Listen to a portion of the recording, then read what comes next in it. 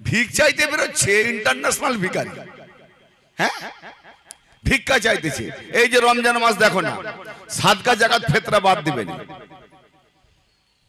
অনেক পীররা এখন জাকাত ফেতরাও ছাড়েনি। কত ভণ্ড পীর, কত ভণ্ড মৌলভী, কি দিন চলছে! একটা সত্যবাদী খুঁজে পাওয়া মুশকিল আছে।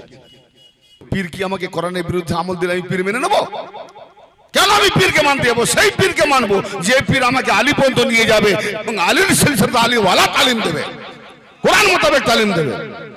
যার কাছে কোরআন নাই, কোরআনের তালিম নাই, সে পীর নাই, আমার কাছে পীর।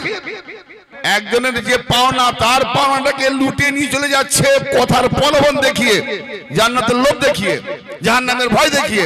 তবে যে নিয়ে যাচ্ছে সে তো জাহান্নামায় যাচ্ছে, যে দিচ্ছে তার সঙ্গে ইও যাচ্ছে জাহান্নামায়। কেন? তোমার অথরিটি কি? অথরিটি কে দিয়েছে যে একজন গরিবের পাওনা তুমি তাকে না দিয়ে ওকে দিলে কেন? ওখানকার গরিব, যেখানকার গরিব সে সেখানকার পাবে। হ্যাঁ, এই যে রমজানের মাসে কোটি কোটি টাকা ইনকাম, এই রমজান মাসের মানে কোটি কোটি টাকা।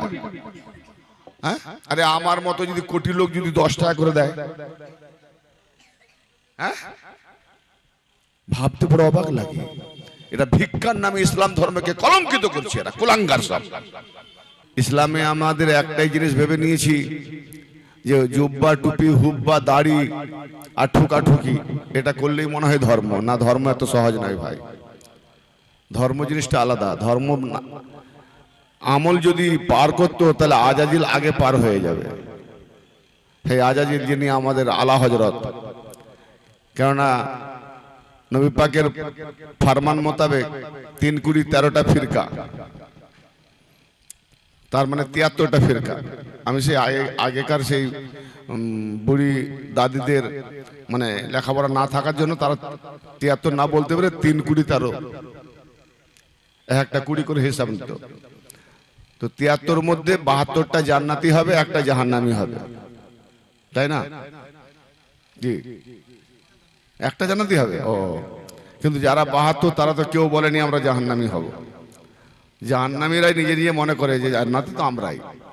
একে অপরকে ফতোয়া দিচ্ছে, ও কাফের, ও মুশরিক, ও মুনাফিক, ও বেদাত, ও গুমরা।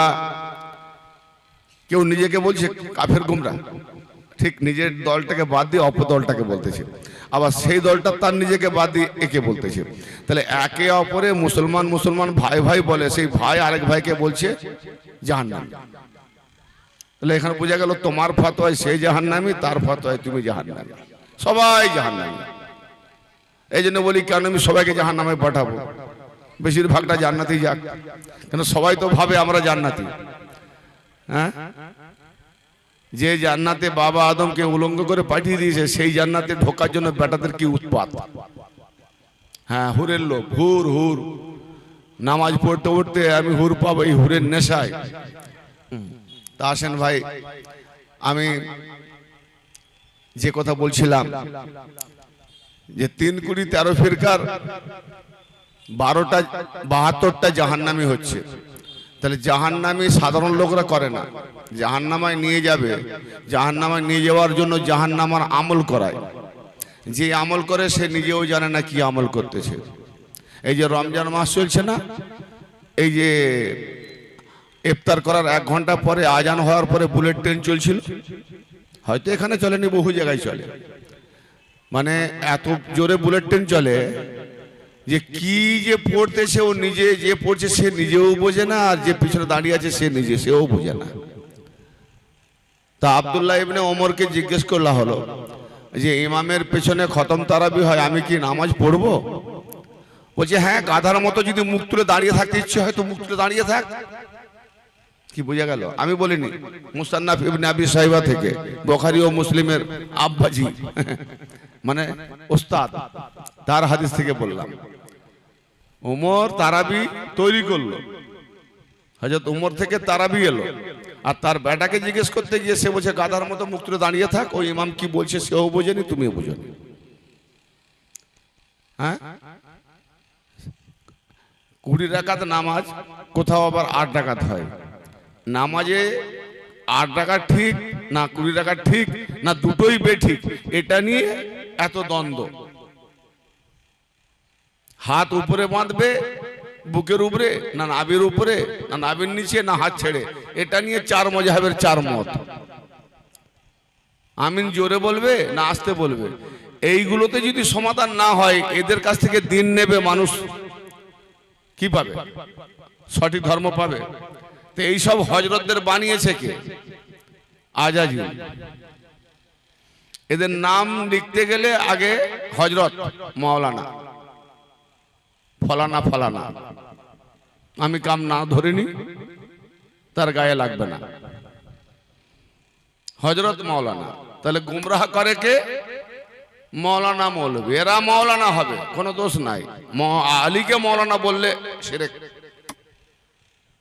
কতটা রক্ত খারাপ হলে এই ধারণা থাকে, ব্লাড দোষ। আর একটা ফিরকা জান্নাতি।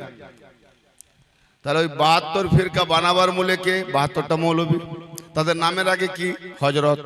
তাহলে যে গুমরাহ করেছে সে তো আজাজিল, তার সে হবে আলা হযরত। আর একটা ফিরকা, আমরা বাবু মৌলানা ফরনা হতে চাই না।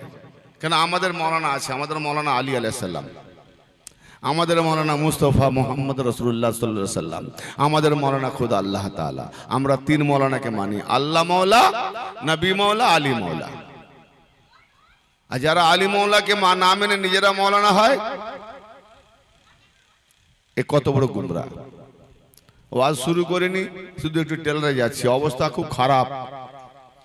এরা জান্নাতের আর হুরের লোভ দেখিয়ে আর জাহান্নামের ভয় দেখিয়ে এমন একটা নেশা, এই নেশা সারা জীবন কাটবে না। যাদের মস্তিষ্কে ঢুকে গেছে হুর হুর হুর,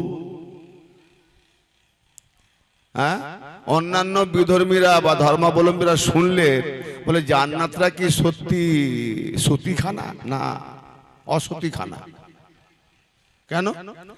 জান্নাতের বয়ান শোনাচ্ছে, যখন সেখানে হুর পাবে না,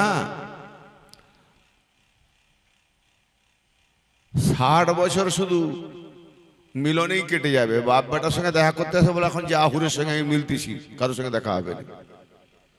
এবার এই ধরনের জান্নাতের বয়ান যদি শুনে, আবার হুরের দিকে তাকালে নিজের মুখ দেখা যাবে আয়নার মতো স্বচ্ছ। তাদের পায়ের যে গোড়ালিগুলো এতটাই স্বচ্ছ, ভেতর থেকে হাড়গুলো মতো দেখা যাবে। বাবা কি বয়ান করতেছে রে, হুরের বয়ান।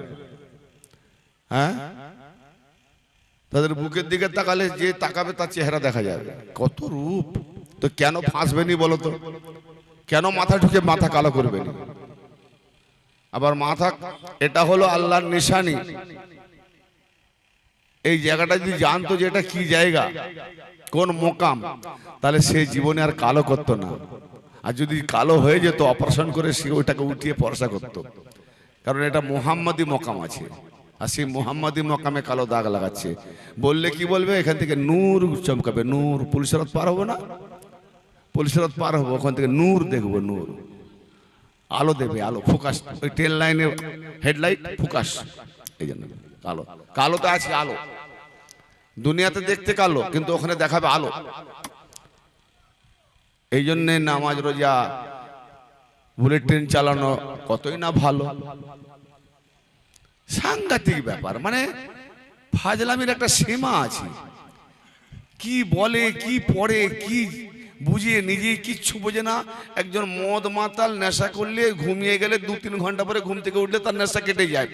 এদের যে এমন নেশা মাথায় ঢুকেছে, এ মরণ পর্যন্ত নেশা কাটবে না। কে এমন ব্যক্তি আছে নেশাখোর নেই?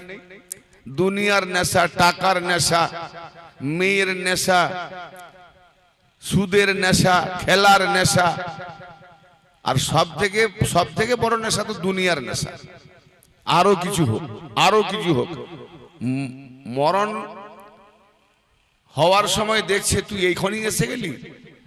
হ্যাঁ, 3টে ছেলের জন্য 3টে দোকান করব, 2টো হলে একটা বাকি, তুই এখনই এসে গেলি, আর কিছুদিন সময় দে। ও কার জন্য করে যাবে? কি কিরকম চিন্তাধারা? আরো কিছু হোক, ও জানে না আমি মরবো, আমার মরণের পর আমি যাব কোথায়, কি অবস্থা হবে। তো এইসব জ্ঞান বিশ্লেষণ তথ্য তথ্য জানতে হলে কোথায় জানবো? মৌলভী সাহেবদের কাছে?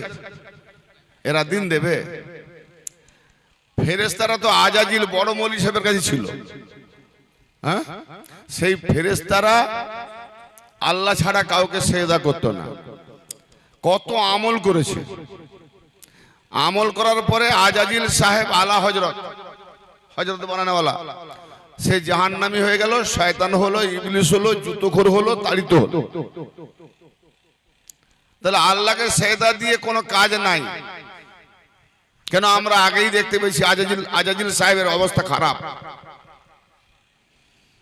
আজাজিল বলছে, আল্লাহ রে, আমি যার কারণে গোমরা হয়েছি, তুমি আমাকে বিপদগামী করেছো, ততএব আমাকে সময় দাও, আমি এত ইবাদত করেছি তার পারিশ্রমিক পাবো না? না পাবি, বল কি বিলিবি না, কিয়ামত পর্যন্ত আমি যেন বেঁচে থাকি তোমার বান্দাদের গোমরাহ করবো, আমাকে সময় দাও, তার আগে না মরি। বল দিলাম। তাহলে আজাজিল কি চাইলো? কিয়ামত পর্যন্ত সময় নিয়ে নিল, নিয়ে কি করবে? গোমরাহ করবে। তাহলে আল্লাহ তাকে সময় দিল কিয়ামত পর্যন্ত। আর এখানে মোল্লার ফতোয়া দেখো, রমজান মাসে শয়তানকে শিকলে বেঁধে রাখা হয়। তাহলে হাদিস বলছে শয়তানকে রমজান মাসে বেঁধে রাখে,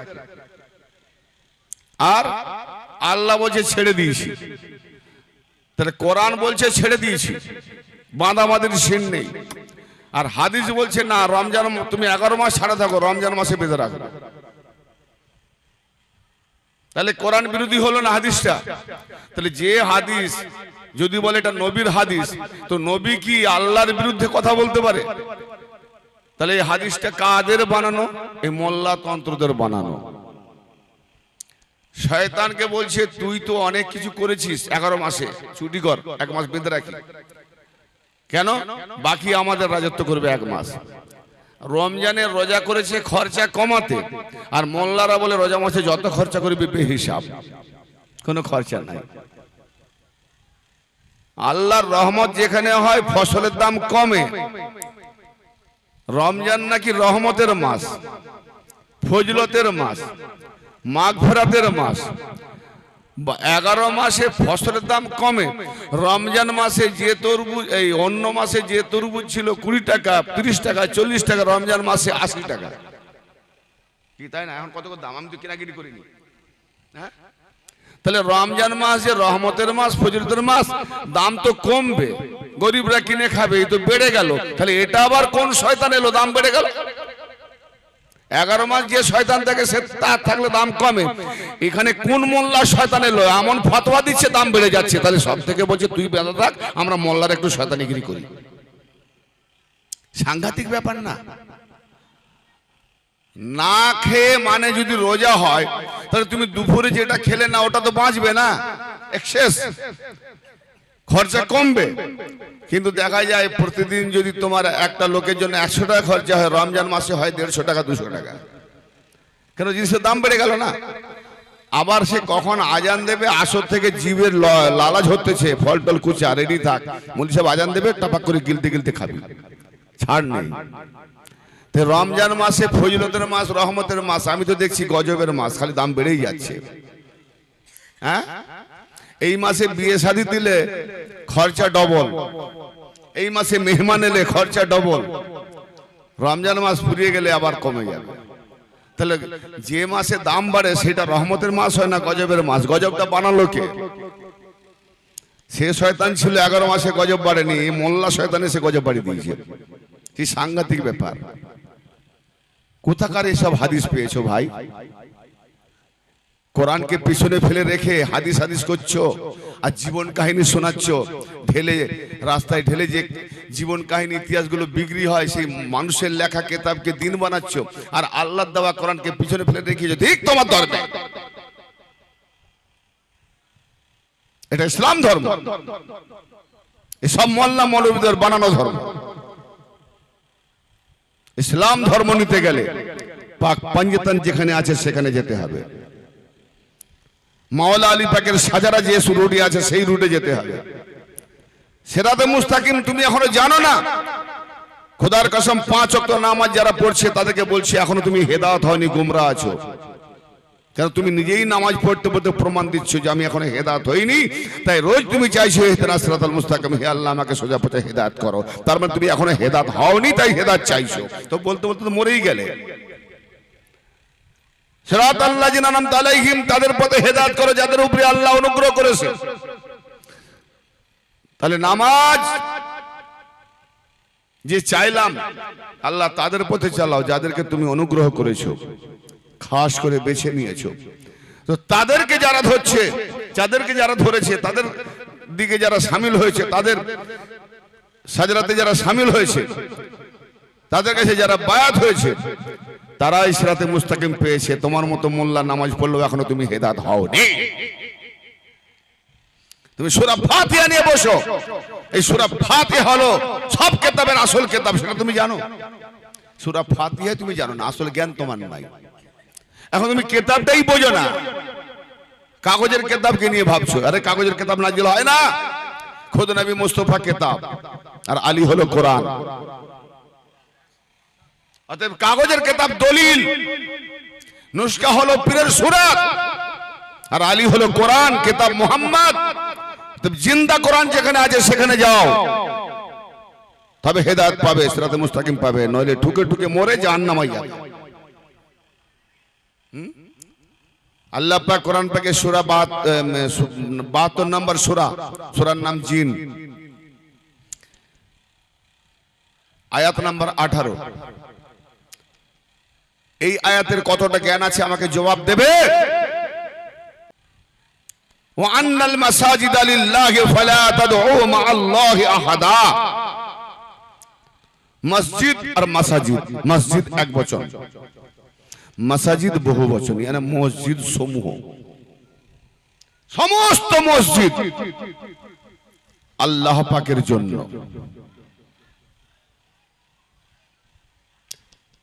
ওয়া আন্নাল মাসাজিদা লিল্লাহ, সকল মসজিদ, সমস্ত মসজিদ আল্লাহ পাকের জন্য। মসজিদ মানে কি? সিজদার জায়গা, সিজদার স্থান। তো মসজিদগুলি কি না আল্লাহর জন্য। ফালা তাদউ মা'আল্লাহি আহাদা, সুতরাং ওই মসজিদে তোমরা আল্লাহ পাকের সাথে অন্য কাউকে ডেকো না। যে মৌলভী সাহেবরা বলে আল্লাহর সঙ্গে ওলিকে ডাকলে শিরক হয়, আল্লাহ আলাদা ওলি আলাদা, তো আল্লাহ বলছে আল্লাহ পাকের সাথে অন্য কাউকে ডেকো না।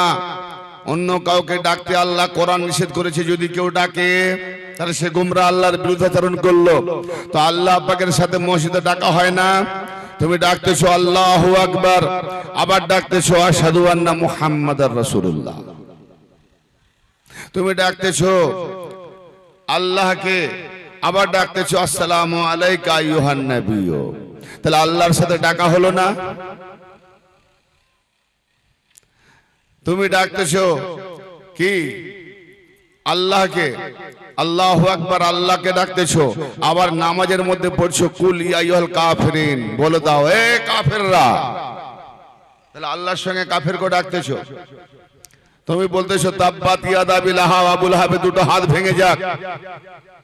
এগুলো তো পড়ো, মানে মতলব বোঝো না। হ্যাঁ কি যে বলো তুমি নিজেই বোঝো না। মাতাল মৌলভী, মাতাল নামাজি, কিছু বোঝে না। আরে নামাজ পড়তে বলেছে না সালাত করতে বলেছে? সালাত আলাদা, নামাজ আলাদা। সালাত মানে নামাজ নয়, সালাত মানে সংযোগ।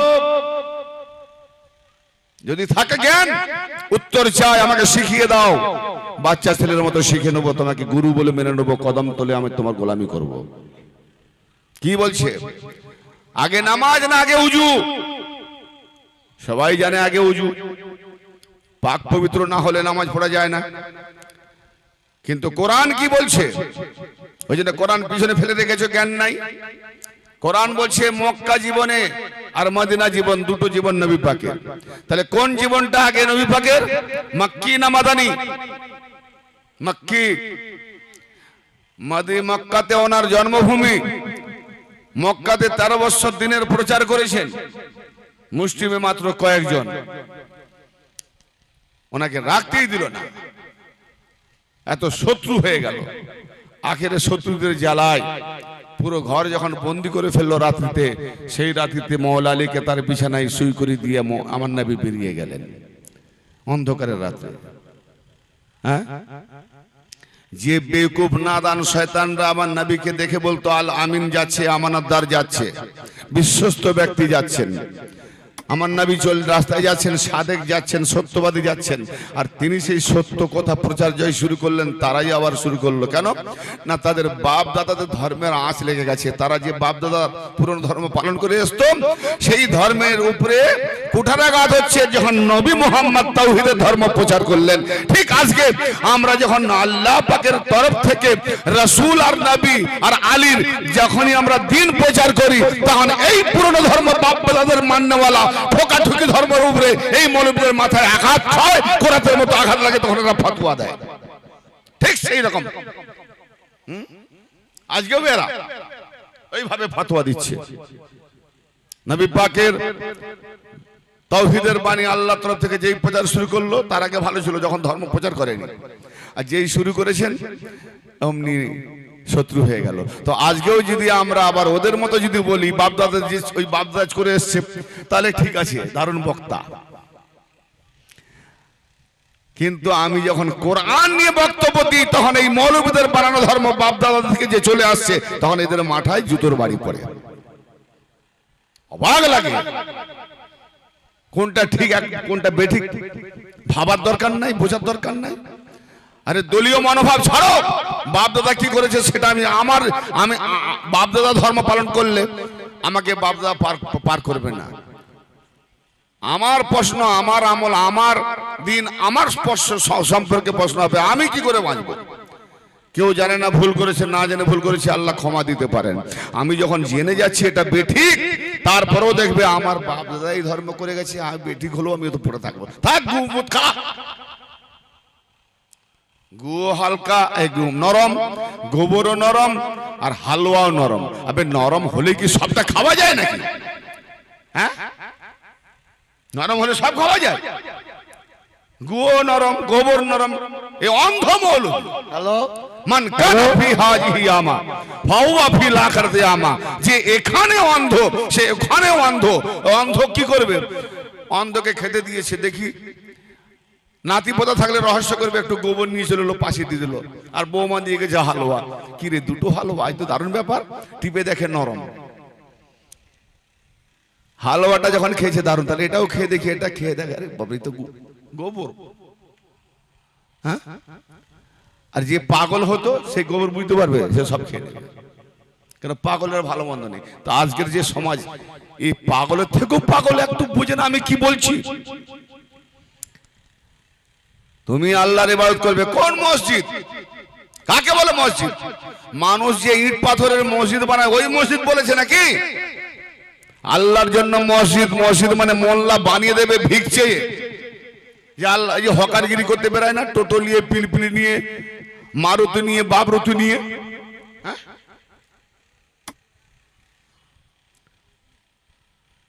বোলেরো নিয়ে, কি স্টাইল সব ভিক চাইতে বেরোচ্ছে, ইন্টারন্যাশনাল ভিখারি। হ্যাঁ, ভিক্ষা চাইতেছে।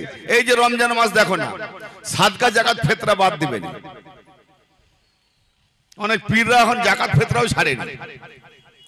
কত ভণ্ড পীর, কত ভণ্ড মৌলবী, কি দিন চলছে! একটা সত্যবাদী খুঁজে পাওয়া মুশকিল আছে। খারাপ লাগছে, সহ্য হয় না। আমি তো না, আমি থামতে পারি না, দেখে দেখে দেখতে ইচ্ছে করে না। মানুষ আমরা, একটু সেন্সলেস থাকা দরকার, সামান্য সাধারণ একটা কমন সেন্স থাকা দরকার আছে। যেটা করছি একটু ভেবে করি। আমি নিঃসন্দেহে পীর ধরবো, পীরের লাইনে চলবো। পীর কি আমাকে কোরআনের বিরুদ্ধে আমল দিলে আমি পীর মেনে নেবো? কেন আমি পীরকে মানতে যাবো? সেই পীরকে মানবো যে পীর আমাকে আলী পর্যন্ত নিয়ে যাবে এবং আলীর সিলসিলাতে আলীওয়ালা তালিম দেবে, কোরআন মোতাবেক তালিম দেবে। যার কাছে কোরআন নাই, কোরআনের তালিম নাই, সে পীর নাই, আমার কাছে পীর। এরকম কত ভণ্ড জাকাত সাথে মোল্লারা দেখো গাড়ি ফাড়ি নিয়ে কি ইন্টারন্যাশনাল ভিখারি, আল্লাহর ওয়াস্তে দে দে, দিলে তোর বাম্মা জান্নাতি, না হলে জাহান্নামী। টিকিট কিনে এনেছি, কন্ট্রাক্টর ঠিকাদার নাকি রে তোর বাপ খুলে জান্নাত? হ্যাঁ, তুমি বেরিয়ে কার বাম্মা জাহান্নামী হবে তুমি ঠিক করবে? তোমাকে দিতে পারলে ফি সাবিল্লাহ। দাজ্জালের ফাজলামের একটা সীমা আছে। অন্যান্য ধর্মাবলম্বীরা থু ফেলে যাবে তোদের ইসলাম ধর্ম মোহাম্মদ শ্রেষ্ঠ নবী নাকি জগৎগুরু বিশ্ব নবী, সেই তোদের ভিক্ষা ধর্ম শিখিয়ে গেছে। হ্যাঁ, ওই দরে দরে গিয়ে ভিক চাইবি, চাল ডাল আলু পেঁয়াজ কিছু বাদ দিসনি। হ্যাঁ, তোরা ভিক চেয়ে মসজিদ বানাবি, তবে আল্লাহ ফুটপাতে ছিল, তুই মসজিদ বানালে আল্লাহ তোদের ফুটপাত থেকে মসজিদ এসে থাকবে। আল্লাহ কত বড় কাঙ্গাল বলতো, তোর আল্লাহকে কাঙ্গাল বানাচ্ছিস। আল্লাহর ঘর বানাবো, তার মানে তুই ভিক চেয়ে বানাবি তবে আল্লাহ থাকবে। বানাবার আগে আল্লাহ আছে কোথায়? ফুটপাতে। হ্যাঁ, মোল্লারা কি ধর্ম বানাচ্ছে? এইটা ধর্ম? ইসলাম ধর্ম বলেছে ভিক চাইতে? সব ব্যবসা, ভিক চাওয়া নয়। এই চাওয়ার নামে, ভিক্ষা চাওয়ার নামে ব্যবসা চালাচ্ছে। 30 টাকা দাও, 70 টাকা পকেটে নাও, কি লাভ? মানুষ কত পরিশ্রম করে ব্যবসা করে একটা 100 টাকার মালে খুব বেশি 20-30 টাকা লাভ করে। এ একদম বিনা পয়সায় ব্যবসা। খালি গাড়ি নিয়ে বেরিয়ে যাও, হকারি করো, 2-4টা বাণী শোনো, যে না দেবে জাহান্নামায় ঢোকা, আর যে দেবে একটু হুরের লোভ দেখা, ধারা ধারা আসতে থাকবে। আর মা বোনরা তো এখন খুব দানে দেখিয়ে গিয়ে, বাবা রে, স্বামীর পয়সা তো কাম জড়ানো পয়সা, ও কি বুঝে? যে দেবে সেও জাহান্নামী, যে নিয়ে যাচ্ছে সেও জাহান্নামী। কারণ যাকাত ফিতরা সাদকার পয়সা তোমার এলাকার গরিবদের জন্য, মোল্লাদের জন্য নয়। তুমি একজন তোমার গরিব পাও না, তোমার বিপদ আপদ হলে কে তোমাকে উদ্ধার করবে? চাহে তোমার পাশের বাড়ি হিন্দু হয়, খ্রিস্টান হয়, নাসারা হয়, বিপদ হলে আমার মুসলমান ভাইয়ের বাড়ি দূরে তার আসার আগে আমার এই হিন্দু ভাই এসে আমাকে উদ্ধার করবে, ঠিক না ভাই? ঠিক। তাহলে সে যদি গরিব হয় তাকে আগে দাও যাকাত সাদকার পয়সা। আর মোল্লারা নিয়ে চলে যাচ্ছে। অতএব এই ধরনের একজনের যে পাওনা, তার পাওনাটাকে লুটে নিয়ে চলে যাচ্ছে কথার প্রলোভন দেখিয়ে, জান্নাতের লোভ দেখিয়ে, জাহান্নামের ভয় দেখিয়ে। অতএব যে নিয়ে যাচ্ছে সে তো জাহান্নামায় যাচ্ছে, যে দিচ্ছে তার সঙ্গে ইও যাচ্ছে জাহান্নামায়। কেন?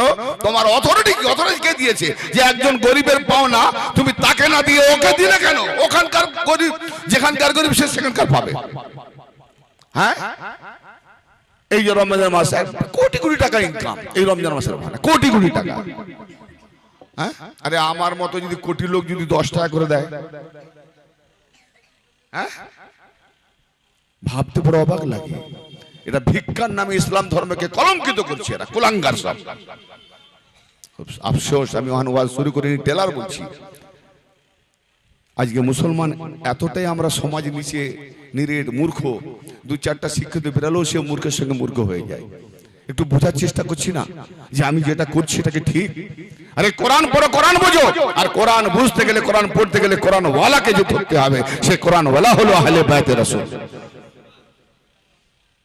কারণ কোরআন দ্বারাই মানুষ গুমরাহ হয়, আবার কোরআন দ্বারাই মানুষ মুমিন হয়। তো যে নিজে নিজে কোরআনের ব্যাখ্যা করবে সে গুমরাহ হবে। আমাকে কোরআন নিতে গেলে আহলে বায়তের রঙের উপর দিয়ে কোরআন নিতে হবে, মাওলা আলী পাকের রঙের উপর দিয়ে কোরআন নিতে হবে। আর আমি যদি মাওলা আলী পাকে না মানে, যদি শয়তানের মতো আমি নিজে একা একা ভাবি যে না ও তো মাটি থেকে তৈরি, আমি আগুন থেকে তৈরি, আমি কেন সেজদা করতে যাব? আমি আগে কত ইবাদত করেছি, ও তখন ইবাদতই করেনি। শয়তান কোথায় জ্বললো?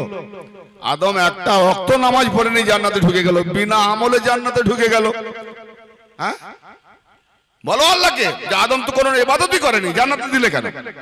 তো ইবাদত ছাড়াও জান্নাতে যাবে কেন? না, আদমের মধ্যে পাঞ্জাতনি নূরের জ্ঞান ছিল। পাঞ্জাতনি নূরের জ্ঞান যার মধ্যে থাকবে সে নিজেই জান্নাত হয়ে যাবে।